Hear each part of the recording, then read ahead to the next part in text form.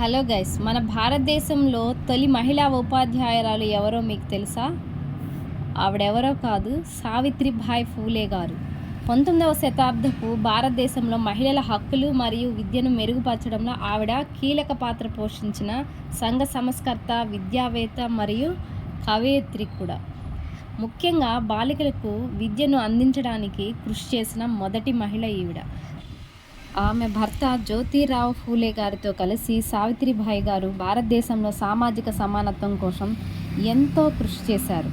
అప్పట్లో ఆడపిల్లలకు చదువు ఉండేది కాదు, చిన్న వయసులోనే పెళ్ళిళ్ళు చేసేవారు. ఈమె 1831 జనవరి 3న మహారాష్ట్రలోనే జన్మించడం జరిగింది. ఈమె 9 సంవత్సరాల చిన్న వయసులో 12 ఏళ్ల జ్యోతిరావు ఫూలే గారితో ఆనాటి ఆచారాల ప్రకారం వివాహం చేయడం జరిగిందనమాట. సావిత్రిబాయి పెళ్లి నాటికి నిరక్షరాస్యులు. అయితే ఆమె సహజ సిద్ధమైన ఉత్సాహం మరియు సామర్థ్యం గురించి తన భర్త జ్యోతిరావు గారు ఇంట్లో చదివించే బాధ్యతను తీసుకున్నారు. అయితే సావిత్రిబాయి గారు అతని శిక్షణ మరియు ప్రోత్సాహంతో త్వరగా చదవడం, రాయడం నేర్చుకున్నారు. ఆమెకున్న అభిరుచి వల్ల ఆమె 2 చోట్ల ఉపాధ్యాయురాలిగా శిక్షణా కార్యక్రమాల్లో చేరేలా చేసింది.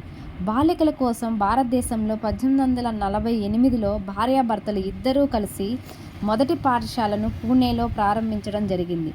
ఈ పాఠశాలలో కేవలం 9 మంది విద్యార్థులు మాత్రమే ఉండేవారు. ఆ రోజుల్లో బాలికలకు విద్య నిషిద్ధం. అందువల్ల ఆమెను రోజు ఎంతోమంది చదువు చెప్పినందుకు తిట్టేవారు. అంతేకాదు, ఆమెపై రాళ్లు విసరడం, మట్టి, మురికి నీటితో కొట్టేవారు.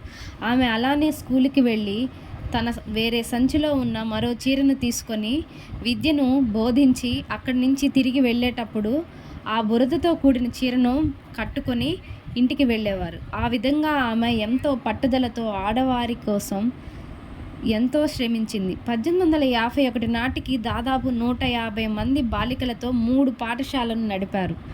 ఈ విధంగా ఆమె భారతదేశపు తొలి మహిళా ఉపాధ్యాయురాలయ్యారు.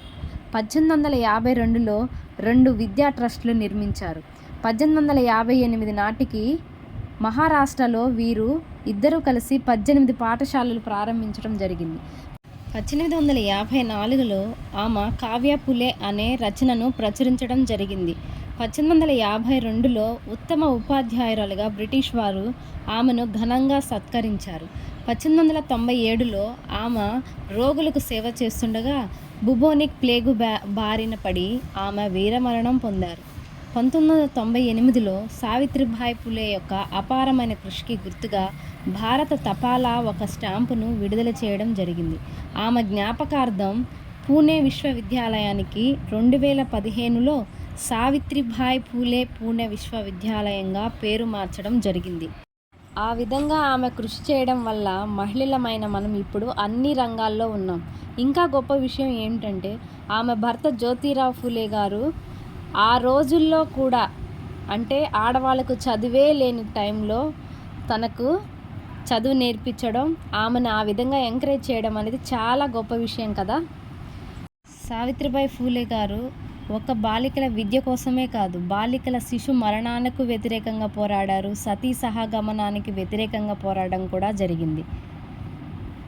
సో భారతదేశపు తొలి మహిళా ఉపాధ్యాయురాలుగా పేరు తెచ్చుకుంది. అదేవిధంగా సంఘ సంస్కర్తగా కూడా పేరు తెచ్చుకుంది. ఓకే గైస్, నచ్చితే లైక్ చేయండి, షేర్ చేయండి. Thank you.